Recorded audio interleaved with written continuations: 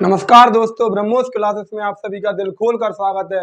अब दिल में जब अरमान लिया, मंजिल को अपना मान लिया, मुश्किल क्या आसान क्या, जब ठान लिया तो ठान लिया। देखिए, यूपी ट्रिपल एससी पीईटी का फर्स्ट शिफ्ट का पेपर हो चुका है और जितने क्वेश्चन पेपर में अपनी क्लास से आए हुए हैं वो मैं आपको सभी आपके सामने करवा दे रहा हूँ। मैं ये तो नहीं कहूँगा कि पूरे क्वेश्चन आ गए, पूरे क्वेश्चन की बात, फालतू की बात नहीं करूंगा कि मैंने जे पढ़ाया था और चाहे चैनल पे उसका ये क्वेश्चन भी नहीं पढ़ाया हो, तो ये बात बिल्कुल नहीं कहूंगा कि मैंने पूरा पढ़ाया था। लेकिन जितने क्वेश्चन क्लास में आए हैं कम समय में, एक छोटे से परिवार की तरफ से एक पहला पेपर था, देखिए कि कम समय में जो कंटेंट दे पाया उसमें से कितना फंसा, मैं ये आपको जरूर बताऊंगा। कम समय में देखिए, क्योंकि आप पूरा 1 घंटे तो एनालिसिस देखोगे नहीं, तो कम समय में जितना अपनी क्लास से आया हुआ है, देखो झूठ बोलने से कोई फायदा नहीं है, जितना क्लास से आया है वो मैं आपके सामने रखने वाला हूं। तो चलिए बात करते हैं। बिल्कुल एक एक चीज ध्यान में रखते हुए देखिए कि कितने क्वेश्चन क्लास से आए हैं। मैं फालतू की बात नहीं करूंगा कि जो मैंने पढ़ाया नहीं है और मैं कह दूं कि जे भी आया तो ये बात गलत है। जो क्वेश्चन यकीन नहीं हो तो मैं आपको आगे स्क्रीन रिकॉर्डिंग कर करके एक छोटी छोटी वीडियो देखिए, जे पढ़ाया है जे आया है आगे करके उस तरीके से भी एनालिसिस करवा देंगे। लेकिन अभी कम टाइम में देखिए कि कौन कौन से क्वेश्चन आए हैं। अगर तुमसे पूछ ले, देखो पहला क्वेश्चन पूछा गया कि प्रथम बोध संगति कहां पर हुई। देखिए, तो मैंने आपको ट्रिक भी बताई होगी कि राज ने वैशाली पर पानी कुड़ेला, ठीक है, और मैंने डायरेक्ट भी लिखवाई थी राज ने वैशाली पर पानी कुड़ेला। तो पहली बोध संगति राजगृह में हुई थी। कहां पर? राजगीर, यहाँ पर राजगृह में हुई थी। चारों लिखाई थी, पहली राजगृह में, दूसरी वैशाली में, तीसरी पाटलिपुत्र में और चौथी कुंडलवन कश्मीर में। आगे याद रखना, तो पहली बोध संगति राजगृह यहाँ पर राजगीर में हुई थी। अगला क्वेश्चन पूछा गया कि देवनाम या प्रियदर्शी किसका नाम था। तो मैंने आपको बताया था कि देवनाम या प्रियदर्शी अशोक का नाम था।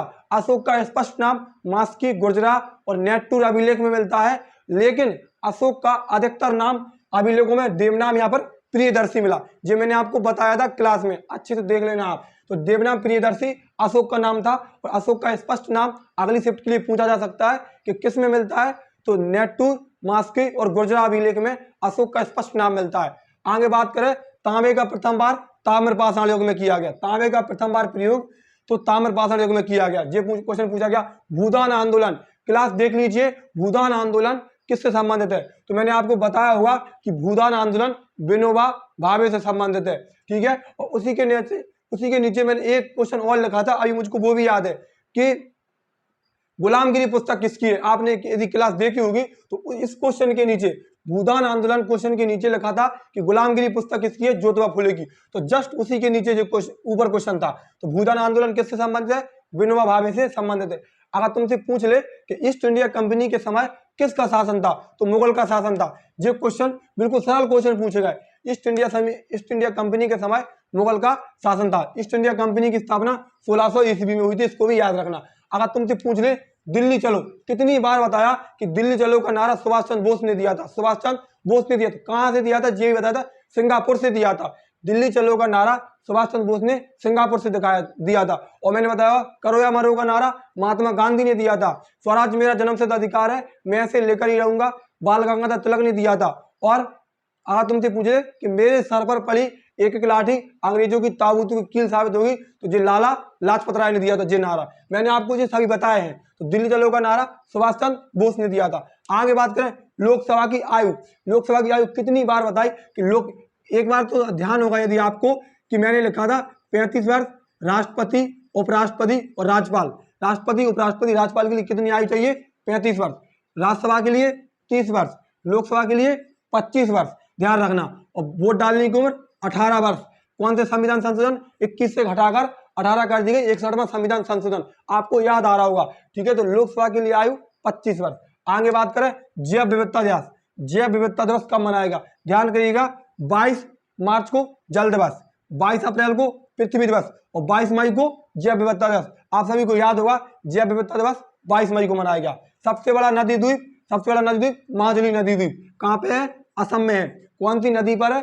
ब्रह्मपुत्र नदी पर है। सबसे बड़ा नदी द्वीप माजुली नदी द्वीप। आगे हंगरी की मुद्रा। देखिए ये क्वेश्चन थोड़ा अलग है, क्यों? क्योंकि हाल ही में मैंने आपको करंट में पढ़ाया था कि हंगरी की महिला राष्ट्रपति कौन बनी है, तो कैटलिन नोवाक। और उन्होंने पूछा हंगरी की मुद्रा क्या है, तो हंगरी की मुद्रा है फॉरेंट। याद रखना, हंगरी की मुद्रा फॉरेंट है। और अभी आप अगली शिफ्ट के लिए याद रखना कि हंगरी की पहली महिला राष्ट्रपति कौन बनी है, तो कैटलिन नोवाक। अगर तुमसे पूछ ले कि आगे हंगरी की राजधानी क्या है, तो हंगरी की राजधानी बुडापेस्ट है। इसको भी याद रखना, ये पूछा जा सकता है अगली शिफ्ट में।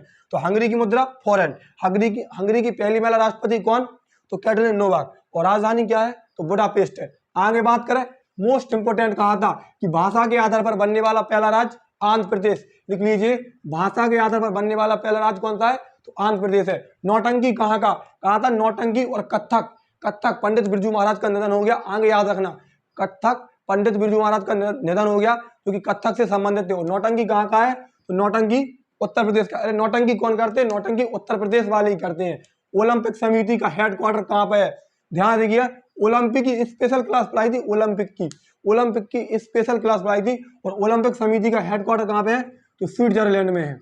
कहाँ पे है, ओलंपिक समिति का हेडक्वार्टर स्विट्जरलैंड में है। अगर तुमसे शहर पूछ ले तो लुसाड़े में है, लुसाड़े, ठीक है। तो इस बार अगले 2024 में ओलंपिक होंगे, वो कहाँ पे होंगे, पेरिस में होंगे। कौन से क्रम के होंगे, 33वें क्रम के होंगे। याद रखना, भारतीय मानक समय रेखा का जो समय है वो जीएमटी से कितने घंटे आगे है, ध्यान करिएगा। स्पष्ट लिखाया था कि 5.5 घंटे आगे है।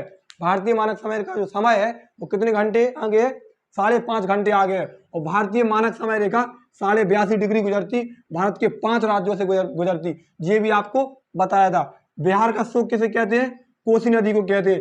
देख लीजिएगा अभी क्लास, स्पष्ट लिखा कि बिहार का शोक किसे कहते हैं, कोसी नदी को कहते हैं। सुप्रीम कोर्ट का गठन किस आर्टिकल में है, तो 124 में है। आर्टिकल की क्लास पूरी चैनल पर एक साथ पढ़ाई थी, स्पष्ट आर्टिकल एक साथ पढ़ाई थी, स्पष्ट, ठीक है। तो सुप्रीम कोर्ट का गठन 124 में है। 214 में हाई कोर्ट का गठन है, याद रखिएगा। आगे तुमसे पूछ सकता है कि सुप्रीम कोर्ट के वर्तमान में सीजीआई कौन है, चीफ जस्टिस ऑफ इंडिया कौन है, तो 49वें नंबर के यूयू ललित हैं। लेकिन एन वी रमन्ना 48वें थे, जिन्होंने द्रौपदी मुर्मू को शपथ दिलाई थी। तो 48वें एन वी रमन्ना थे, 49वें यूयू ललित थे। 214 में हाई कोर्ट का गठन है, 124 में सुप्रीम कोर्ट का गठन है, याद रखिए। ग्लोबल वार्मिंग किससे संबंधित है, स्पष्ट रूप से लिखाया था कि जो CO2 वगैरह है ये ग्लोबल वार्मिंग से संबंधित है। ये बताया था मैंने कि ग्लोबल वार्मिंग से कौन से संबंधित है, तो CO2 जो गैस है वायुमंडल में है, इनका संबंध किससे है, ग्लोबल वार्मिंग से।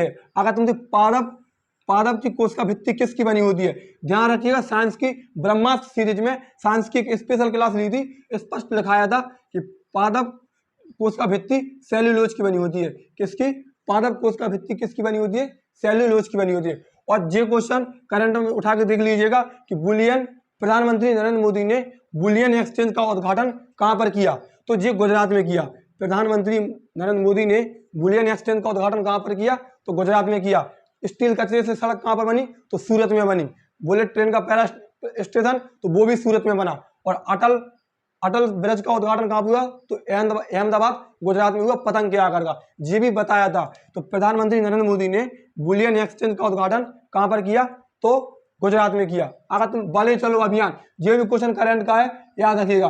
बले चलो अभियान किससे संबंधित है, स्पष्ट रूप से ऐसा ही लिखा कि संस्कृति मंत्रालय से संबंधित है। तो बले चलो अभियान संस्कृति मंत्रालय से संबंधित है।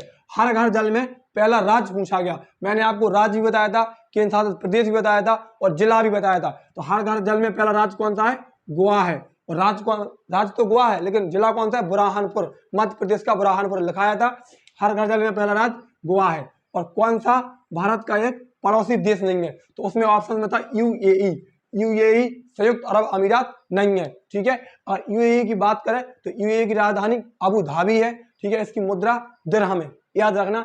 यूएई की राजधानी अबू धाबी है, तो मुद्रा दिरहम है। और तुमसे एक क्वेश्चन ये पूछा गया, तो UNFCCC की मतलब फुल फॉर्म क्या है, तो United nation framework convention of climate change. जो देख लीजिएगा क्लास में स्पष्ट रूप से लिखाई गई है, United nation framework convention of climate change, ये UNFCCC की फुल फॉर्म है। देखिए जितने क्वेश्चन क्लास से आए हुए थे उतने ही बताए, फालतू की कोई बात नहीं है कि मैंने ये पढ़ाया था ये आ गया। जो कम समय में ज्यादा कंटेंट देने की, कम टाइम में जितना कंटेंट दे पाया वो आपके सामने है, ठीक है। यदि मेहनत अच्छी लगी हो तो लाइक करें। आगे भी देखिए अभी 3 शिफ्ट का पेपर और बताया है कि कम समय में एक छोटे से परिवार में कितना कंटेंट दिया और कितना पेपर बनाया। मिनिमम 30 से 40 क्वेश्चन एक पेपर में अपनी क्लास से आ चुके हैं। देखिए आगे भी अभी 3 पेपर है, बात करते हैं आगे। यदि क्लास अच्छी लगी हो लाइक करें। धन्यवाद।